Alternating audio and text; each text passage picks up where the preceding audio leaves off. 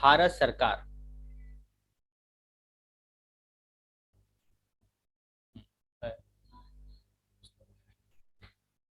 भारत सरकार अधिनियम बहुत ही अच्छा टॉपिक है।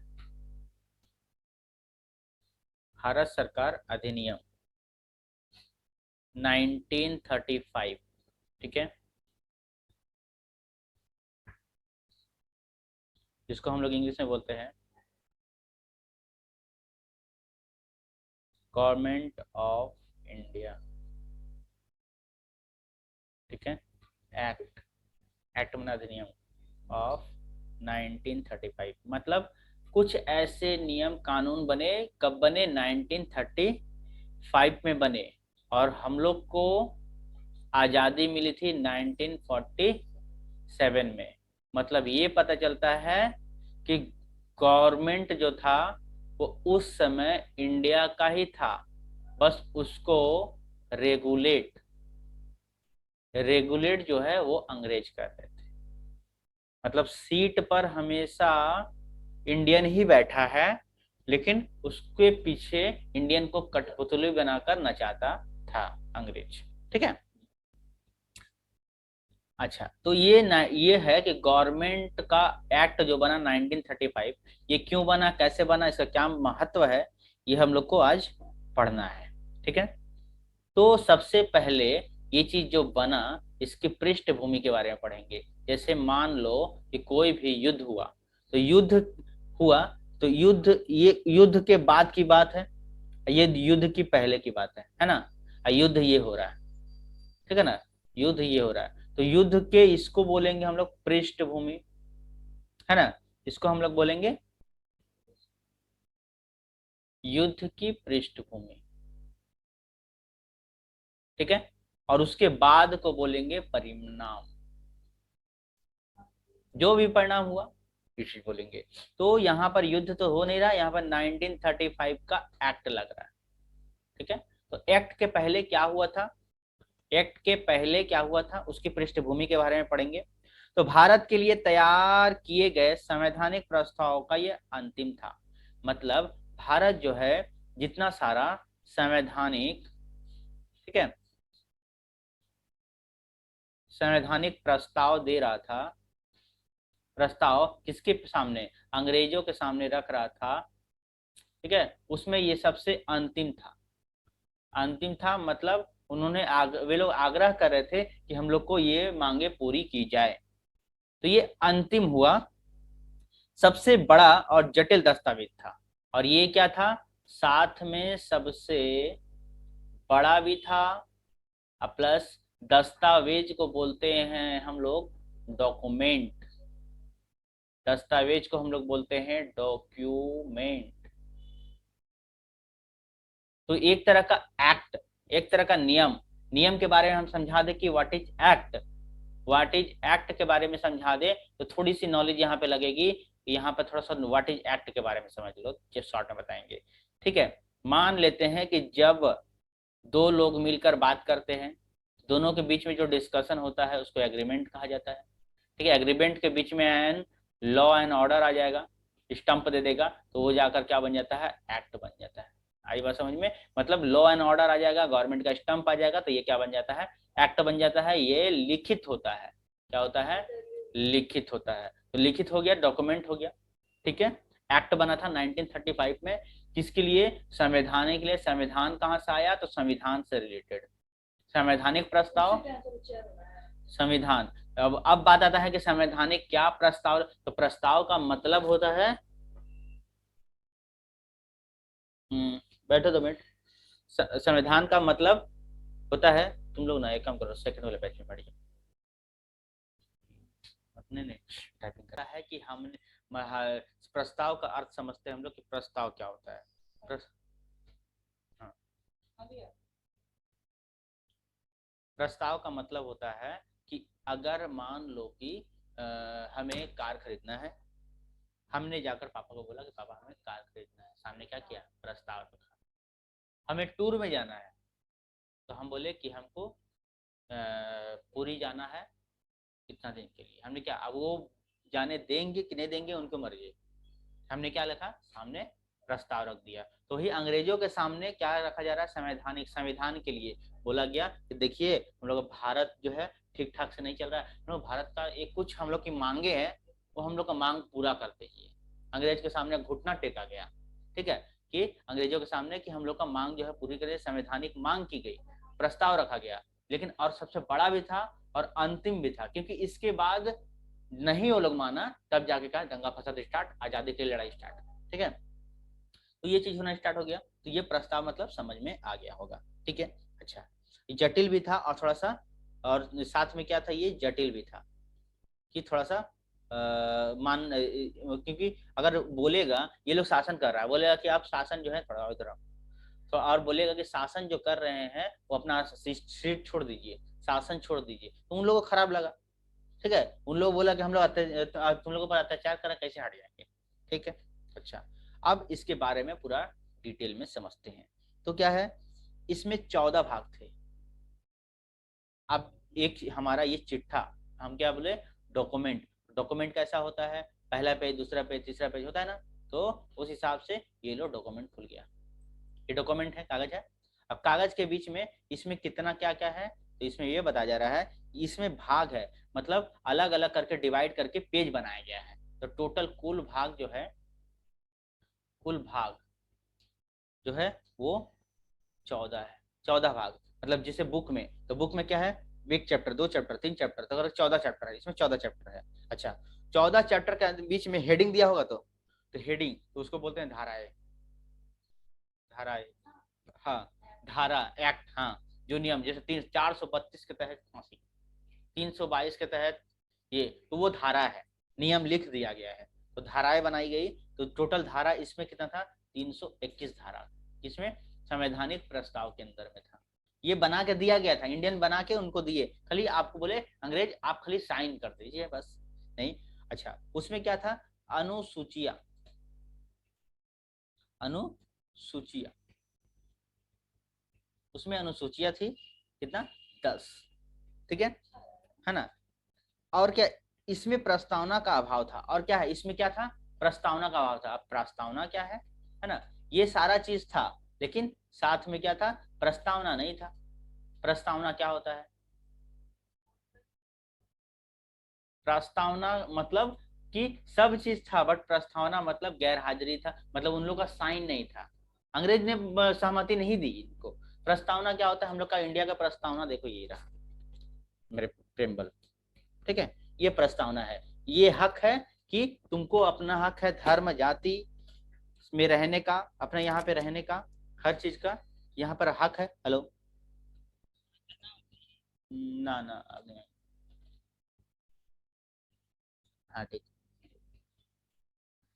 तो यहाँ पर इंडिया में तुमको अपना हक है, आजादी है, अपने अपने मन से 18 हो जाने के बाद अपने मन से किसी भी धर्म का मान सकते हैं, किसी भी धर्म का पालन कर सकते हैं, कोई सी भी पूजा पाठ कर सकते हैं, कहीं भी रख सकते हैं, कहीं भी जा सकते हैं। नहीं, 18 ही है, 18 ही है।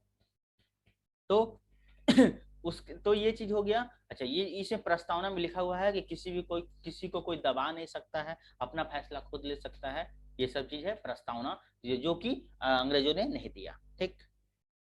अच्छा, उसके बाद क्या हुआ कि बढ़ के 1919 की बात है, 1919, 1919 में रॉलेट एक्ट पास हुआ था, ठीक है। 1919 के अधिनियम के प्रस्ताव को इसे साथ जोड़ दिया, 1919 में रॉलेट एक्ट पास हुआ था, उसी में ये वाला एक्ट को क्या किया था, जोड़ दिया था, गया था, प्लस कर दिया गया था, फिर जोड़ दिया। 1919 के अधिनियम में यह प्रावधान था कि राजनीतिक परिस्थितियों में प्रत्येक 10 वर्ष के पश्चात पुनर्विलोकन किया जाएगा, मतलब बोला गया था 1919 में ये बोला गया 10 वर्ष में इसको फिर से सुधारा जाएगा, 10 वर्ष में सुधारा जाएगा, 10 ईयर में। तो ये बताओ कि 1919 हुआ और यहाँ पर कितना आ गया, 1935, है ना, तो 10 साल तो कचा कची हो ही गया, है ना। तो 10 साल के यहाँ पर क्या 29 हो गया, बोला था कि 10 साल में चेंजिंग होगा। एक्ट जो पहले बना था, रॉलेट एक्ट इस समय बना था, उसमें बोला चेंजिंग होगा, तो 10 साल तो हो गया ना, आपने बोला, अंग्रेज ने बोला था कि 10 साल में आप कुछ चेंजिंग करेंगे, तो आप चेंजिंग करिए, ठीक है। तो पुनर्विलोकन मतलब होता है कि फिर से तालमोल। तो 1927 में ईस्वी में प्रक्रिया आरंभ कर दी गई, लेकिन उसके बाद क्या हुआ, और क्या हुआ, जब कब हुआ स्टार्ट, 1927 में। तो उस समय क्या हुआ, और क्या हुआ, साइमन कमीशन उस समय आया, साइमन कमीशन। साइमन कमीशन नियुक्त किया गया, ठीक है। अच्छा, सर्वदलीय कॉन्फ्रेंस ने नेहरू रिपोर्ट प्रस्तुत की, और नेहरू ने एक नेहरू रिपोर्ट आता है एग्जाम में, नेहरू रिपोर्ट, नेहरू रिपोर्ट दिखाया, साइमन आयोग रिपोर्ट, तिल गोल मेल कॉन्फ्रेंस, ये सब जो है, और साथ में क्या प्रस्तुत श्वेत पत्र, ये सभी 1935 में, ये सब जितना था 1935 में हुआ था, ठीक है। और क्या क्या था, नाम लिख देते हैं, साइमन, साइमन आयोग रिपोर्ट,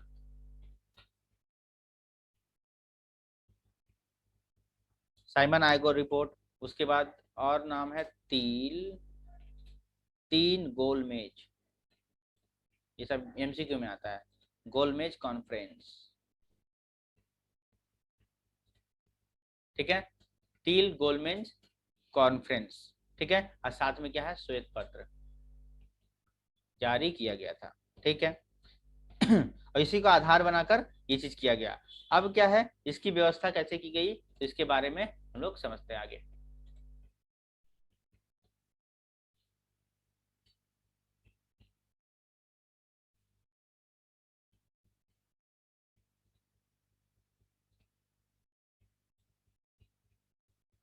अब आगे है कि अखिल भारतीय, अखिल भारतीय संघ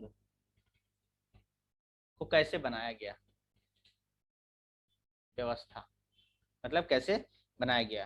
तो ये जो संघ था, संघ क्या होता है, कुछ ग्रुप मिल जाते हैं तो क्या बनता है, संघ बनता है, ठीक है ना। इसमें 11, ठीक है, तो टोटल 11 संघ ब्रिटिश प्रांतों, ब्रिटिश प्रांतों, प्रांत क्या होता है, एरिया है, कुछ एरिया थोड़ा बड़ा हो जाए तो प्रांत बन जाता है, ठीक है। तो ब्रिटिश प्रांतों, उसके साथ में क्या है, 6 चीफ कमिश्नर, ठीक है, जैसे ब्लॉक ब्लॉक बोल जाता है ना, वैसे जो बड़ा बन जाता है कमिश्नर हो जाता है, ठीक है, के क्षेत्रों में। और क्या है, देसी रिसायत, परंतु देसी रिसायत को उसकी इच्छा पर छोड़ दिया गया। और क्या हुआ, संघ का निर्माण तभी होता है जब आधी जनसंख्या करने वाले, प्रतिनिधित्व करने वाले देसी रिसायत में शामिल हो जाए, मतलब देसी रिसायत, देशी रिसायत में शामिल हो जाए। जैसे मान लो कि देश की जनता अगर मान रही है तभी तो उसको सीट पे बैठाया जाएगा ना, ठीक है। तो देसी रिसायत परिहाई संख्या ने संघ में शामिल होना स्वीकार नहीं किया, स्वीकार नहीं किया। और उसके बाद क्या हुआ कि भारत से संघ की योजना हो गई, भारतीय संघ का निर्माण हुआ, ठीक है। तो ये इस करके अखिल भारतीय संघ का निर्माण हुआ। अब थोड़ा सा और इसमें कुछ विशेष नहीं था, लेकिन अब जो है बहुत विशेष है, क्योंकि अब जो पढ़ेंगे वो हम लोग पढ़ेंगे जो एक्ट था 1935 का, 1935 का जो अनुच्छेद था, ठीक है, इसके बारे में भारत सरकार अधिनियम द्वारा द्वैध शासन स्टार्ट हो गया, द्वैध शासन, ठीक है। द्वैध शासन को केंद्रीय स्तर पर लागू करने के लिए आंशिक उत्तरदायी शासन की स्थापना करने का प्रावधान था, विषयों का विभाजन था, कौन कौन सा, तो संघीय सूची था, संघीय सूची, ठीक है। इस अब जो इतना लंबा लिस्ट था, तो लिस्ट में क्या संघ के रिलेटेड कुछ नियम थे, तो उसमें कितना था, 59 विषय था, ठीक है। अच्छा, दूसरा नंबर क्या था, अगर प्रांत रिलेटेड है, प्रांतीय, ठीक है, सूची अगर है तो उसमें कितना था, तो इसके अंतर्गत 54 विषय था। मतलब अगर कहा गया है कि हावड़ा डिस्ट्रिक्ट में देखा जाएगा तो हावड़ा डिस्ट्रिक्ट में तुमको इतना ही नियम है कि इतना ही तुम रूल्स एंड रेगुलेशन फॉलो कर पाओगे, उससे ज्यादा नहीं कर पाओगे। उससे ज्यादा अगर करने के लिए तो तुमको लाल बाजार से परमिशन लेना पड़ेगा, ठीक है, ये चीज है। अच्छा, तीसरा पॉइंट है समवर्ती, समवर्ती सूची, समवर्ती सूची, इसमें कितना थे, 36 विषय था, टोटल 36 विषय था। अच्छा, और संघीय सूची को क्या किया गया ना, अभी ये संघीय सूची है, इसको ध्यान से समझो, दो भागों में विभाजित किया गया। कौन कौन सा? तो एक हो गया आरक्षित,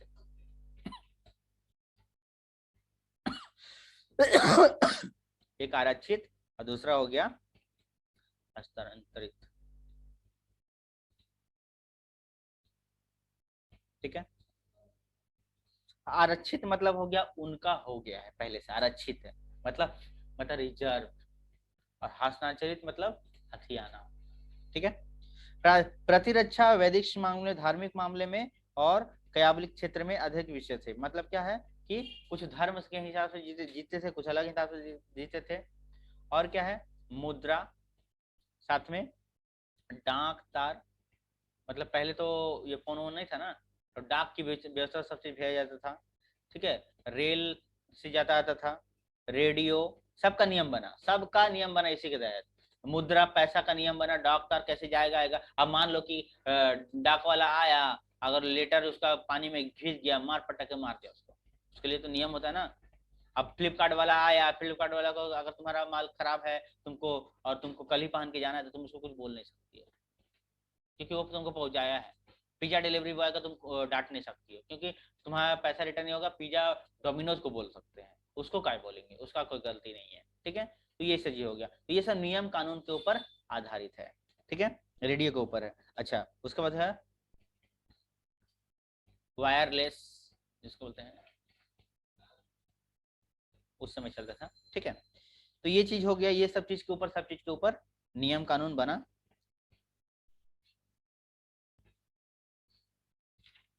अब दो विधान मंडल बना, संघ रिलेटेड दो विधान मंडल। संघ में क्या बना? विधान मंडल।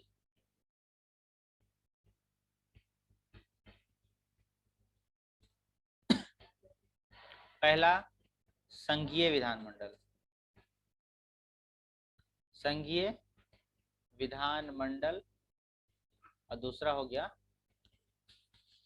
संघीय सभा।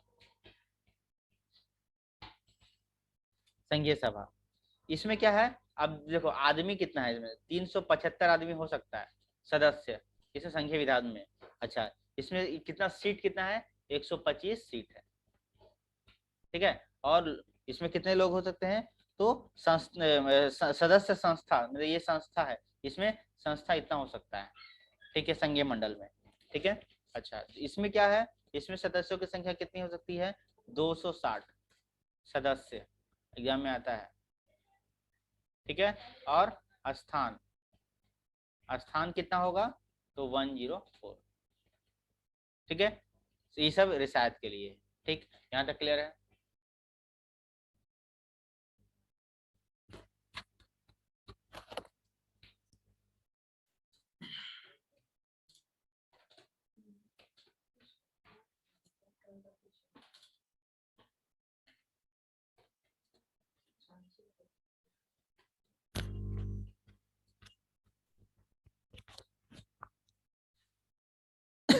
यहाँ तक क्लियर हो गया? अब थोड़ा सा और ज्यादा इंटरेस्टिंग है।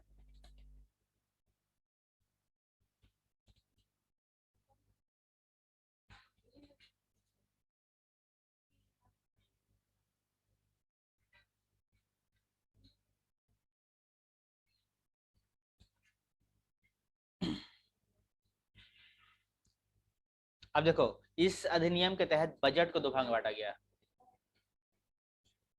बजट को बांटा गया, एक है मुख्य खर्च, मुख्य खर्च, ठीक है, और दूसरा को रखा गया अन्य व्यय, अन्य खर्च या अन्य व्यय। क्या होगा इसे? मुख्य खर्च के लिए संघीय विधायिका का स्वीकार नहीं ली गई। मुद्रा और विनिमय के कानून बनाने के लिए वायसराय की नियुक्ति की गई। और क्या बनाया उस समय, क्या बनाया गया? नए केंद्रीय रिजर्व बैंक, नाम सुनी होगी।